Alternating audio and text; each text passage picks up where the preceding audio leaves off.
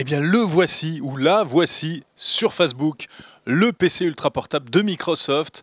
Microsoft qui vient d'annoncer ici, au CES de Las Vegas, que désormais ce produit très attendu était disponible puisque les précommandes sont ouvertes depuis le 5 janvier et on le trouvera dans les magasins à partir du 18 février. Alors, il y aura 4 configurations avec des prix qui vont s'échelonner de 1 700 à 3 000 euros.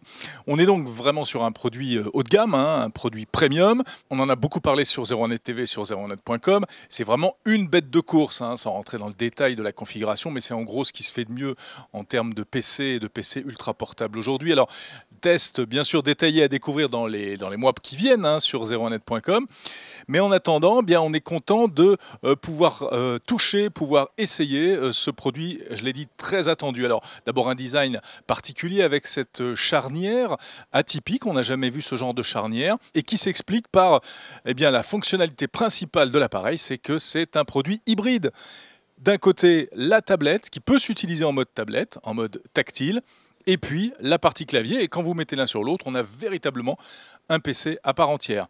Petit plus, le PC peut se clipser dans un sens ou dans l'autre et ainsi on peut poser l'appareil par exemple en mode chevalet ou tout simplement pour regarder des films. Enfin, c'est vraiment un produit qu'on peut utiliser quasiment dans des tas de positions différentes. Alors également parmi les choses qui frappent, la qualité de l'écran, un écran absolument superbe, 13,5 pouces et surtout une définition qui est, alors Microsoft est très heureux de nous l'annoncer, 3 à 4 fois meilleure que le Retina d'Apple, puisqu'on est à 267 ppp.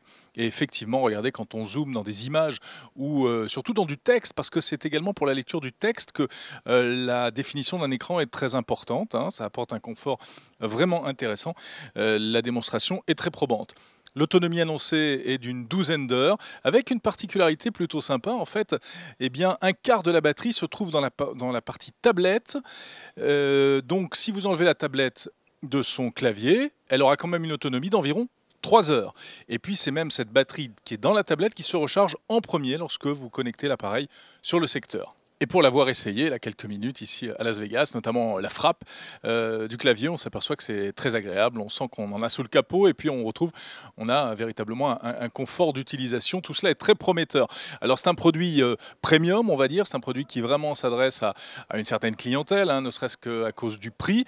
Ça intéressera en priorité peut-être les professionnels des métiers artistiques, graphistes, architectes et autres, mais également ceux qui souhaitent s'offrir un PC, un ultra portable haut de gamme, très haut de gamme, et c'est intéressant notamment depuis que les Vaio de Sony ont disparu du marché.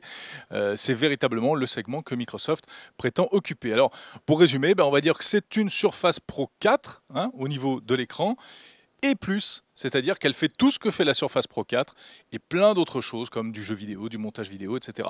On aura l'occasion bien entendu de la découvrir plus en détail quand elle sortira en février, donc sur 01net.com et sur 01net TV.